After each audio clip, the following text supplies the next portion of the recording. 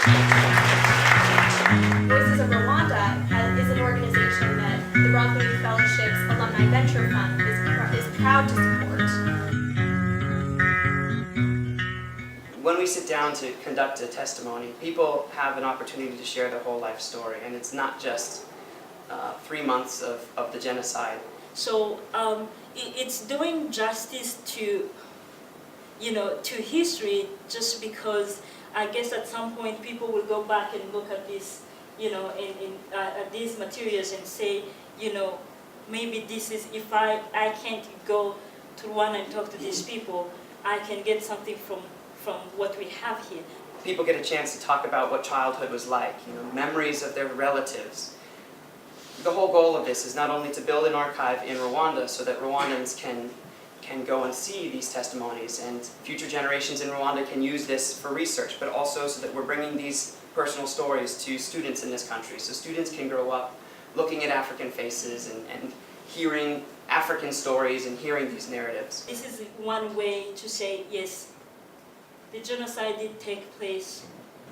These are the testimonies that actually people experienced it. There is no doubt that this is very needed, both for the survivors, both for humanity in general, because this is history, and it's the present at the same time, because these people are, fortunately they're still alive. When Eugenie talks about baby naming ceremonies and things like that, we've talked in the past, who was creating the names in the community for your child? Well, it was your neighbors. Well, now traditions like that are not happening because you're living next door to the family or to the man who killed your family who's still throwing stones at you when you go back home. And so even moments of culture have completely disappeared. It's pretty much just like you're going to a bank with your, whatever you have possession and putting in a safe.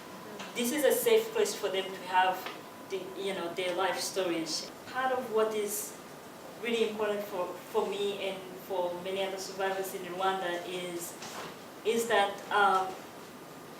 we want people to know what happened, and there is a sense that maybe if people knew more of what this genocide really is, maybe they will be more willing to to prevent it from happening somewhere else. One of the women who came to Rwanda for a summer to work with the organization was conducting follow-up interviews where it was just sort of talking about the process and asking even questions, are there things that you wanted to include but you didn't get to include, or are there things that you want to talk about now since you've already given your testimony that you want on the record? And one of the individuals said, yes, I built my house. And that building the house was the best revenge that could ever happen, because here, as Eugenie describes, it was somehow succeeding, moving forward with one's life, and successfully so.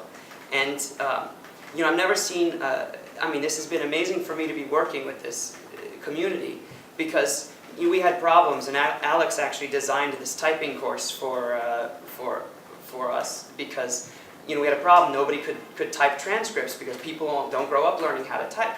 So, Alex actually designed this curriculum that we would teach people to type, and we had a whole group of students that were clamoring to get into this class. Hundreds of essays came in. We had them write essays to try to get into this typing class, and hundreds of essays came in for people who would be admitted into this typing class. And everybody came to every single class, every day, and they actually even asked to extend the course, because for them to learn typing, just one extra skill could maybe put them on top of the next person and could give them some sort of opportunity. And people graduated from this typing class and were so proud that they had learned how to type. And from that typing class we actually hired some people. But I remember we had this celebration, and this was, some people said it was the happiest day of their life to get a certificate that said they knew how to type, because these were individuals who had lost everything and now are moving forward. It's been incredible for me to watch that as well.